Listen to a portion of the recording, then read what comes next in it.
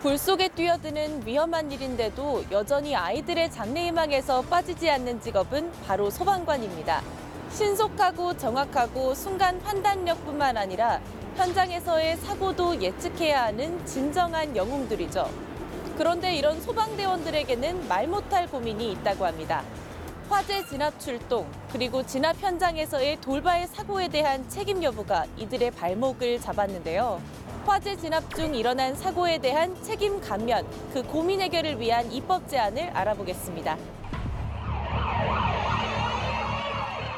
화재 신고를 받고 급히 현장으로 출동하는 소방대원들의 질주. 하지만 예상치 못한 사고가 이들의 발목을 잡았습니다. 긴급 환자 이송을 위해서 구급차를 빠르게 몰다가 사고가 나도 급하게 달리다 아찔한 사고를 냈습니다. 구급대원 28살 이모 씨가 몰던 119 구급차와 70살 정모 씨의 출동 중 일어난 돌발 사고에 대한 책임을 소방대원들이 직접 해결해야 된다는 것이었습니다. 사고는 최근에도 일어났습니다. 제가 지금 스쿠터를 몰고 조계사 쪽에서 광화문 쪽으로 꺾어지는 방향에서 꽝 소리가 나서 봤더니 구급차하고 일반 승용차가 부딪혔어요. 사거리 교차로에서 순식간에 벌어진 구급차와 승용차의 충돌 사고. 당시 사이렌을 켜고 급히 달려오던 구급차가 마주오던 승용차를 차마 피하지 못한 사고였습니다.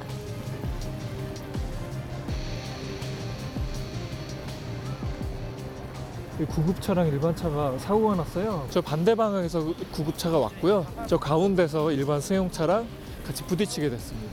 그 상황에서 구급차의 문이 열려 있고 거기 타고 있던 구급대원하고 환자들이 다 차 밖으로 튕겨져 나온 상태고 환자도 튕겨져 나온 상태여서 이번 사고로 알게 된 심각한 문제. 이번 사고를 목격한 계기로 알게 됐는데요.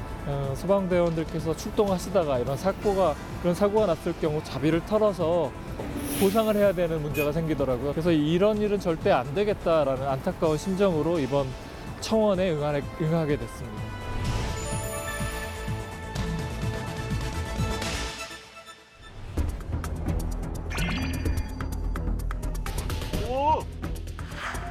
소방대원들의 화재 진압과 구조, 환자 이송 중에 일어나는 문제의 대부분은 교통사고와 기물 파손, 사이렌 소음에 대한 신고 등이 있었습니다. 그중 가장 많이 발생하는 사고는 단연 출동 중 교통사고. 또 지역별로 발생하는 사고 건수를 확인해 보면 소방 차량 한 대당 대구가 67.2%로 가장 많았고, 이어 대전 63.1% 등 타 지역도 이와 비슷한 수준으로 상당수의 사고율을 기록하고 있었습니다. 119 구급 차량 안에서 생명을 구하기 위한 사고가 벌어집니다. 지난 8월 전북 전주에서 일어난 119 구급 차량과 SUV 차량의 충돌 사고. 당시 부상당한 구급대원의 응급처치에도 불구하고 환자가 숨지면서 결국 구급 차량의 신호 위반이 문제가 돼 구급대원이 경찰 조사를 받게 됐습니다. 현행법상 이와 관련한 예외 조항이 없기 때문입니다.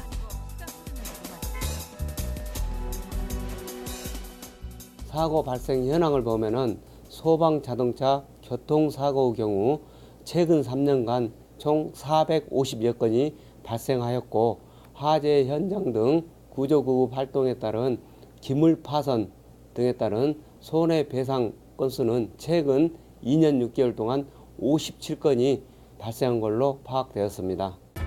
전주 소방차 사고 이후 일부 지역은 소방대원 책임 감면과 관련한 조례가 생겼지만 아직 전국적으로 확산되지 않은 상태. 소방대원 공무 수행 중 개인 변상 사례들만 봐도 앞으로 화재 진압이나 현장 출동 중에 또다시 발생할 수 있는 사고들인데도 아직까지 그 기준이 명확하지 않아 아쉽기만 합니다. 소방활동 중 소방관이 일으킨 손실은 소방기본법에 따라 국가에서 보상하는 게 맞지만 화재의 경우 높은 손해율로 인해 보험 가입조차 어려워 보상 여부를 법정에서 가려야 하는 상황입니다. 여기서 손실은 정당한 공무수행 과정에서 빚어진 피해지만 소방관의 과실인 경우 이에 해당되지 않았습니다. 본인의 생명을 걸고 국민의 안전과 또 재산을 지키기 위해서 뛰어드는 것이거든요, 불길에. 그런데도 불구하고 어떤 그 과정에서 생기는 어떤 사소한 기물 파손이다 이런 것 가지고 개인이 책임을 물으라고 하는 것은 소방관 업무를 하지 말라는 것이나 같은 겁니다. 그래서 우리가 소방관들의 자존심을 살려주고 그분들에게 포상은 못할 망정 거꾸로 개인 주머니에서 사재를 털어서 배상하라는 것은 우리 국민적 도리가 아니다. 2017년 12월 8일 국회에서 소방기본법 개정안이 통과돼 지난달 19일 국무회의 의결을 거쳤다고 합니다. 불가피한 소방활동에 대해 소방대원들의 책임 감면과 소송 지원을 규정하고 원활한 소방 업무를 위해 진로방해 등 출동에 지장을 주는 행위에 대한 과태료도 20만 원에서 200만 원으로 상향 조정됐다고 하는데요. 하지만 개정된 소방법이 시행되기도 전에 발생한 충북 제천의 대형 화재 사고.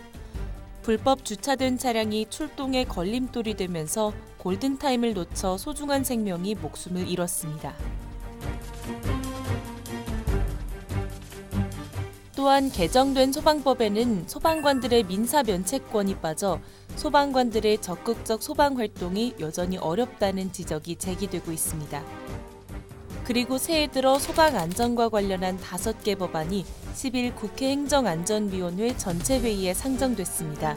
지난해 29명의 사망자를 낸 충북 제천의 화재 참사 이후 지적된 문제들을 보완한 것들입니다. 개정 소방기본법이 시행되는 6월부터 화재 현장에서 소방차 진입을 가로막는 차량은 강제로 옮겨지거나 도로에서 아예 치워진다고 합니다. 이 과정에서 차량이 망가져도 불법 주정차된 차량은 보상받을 수 없다고 하는데요. 앞으로는 소방관들이 소중한 목숨을 구하는데 더욱 전념할 수 있게 됐습니다. 우리가 만드는 세상은 더 나은 내일을 위해 여러분들의 입법 제안에 더욱 귀 기울이겠습니다. 이번 소방기본법 개정을 통해 앞으로 소방활동 중 발생한 손실 관련한 문제들이 체계적인 제도와 정책을 통해 지속적으로 개선될 수 있기를 희망해 봅니다.